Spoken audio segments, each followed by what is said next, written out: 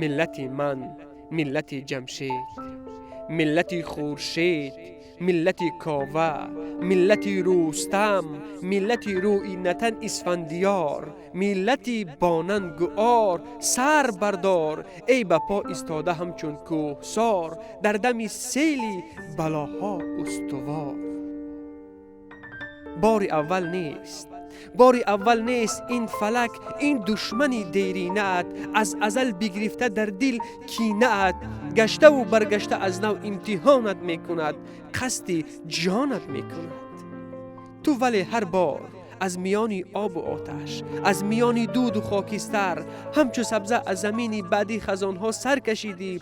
چون درختی تربوریده جای هر یک نوده بادی هوسها شکسته، 100,000 نوده دیگر کشیدی، خطره بهتر کشیدی.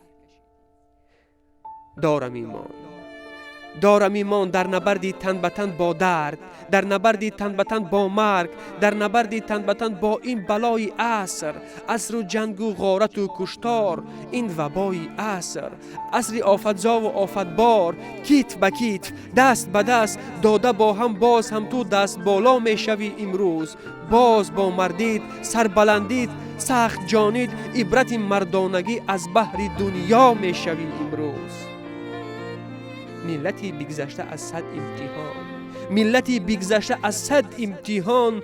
دارم ایمان در نبردی تو با مرگ و زندگی، پشتیبانی تو بود یزدان، پشتیبانی تو بود یزدان.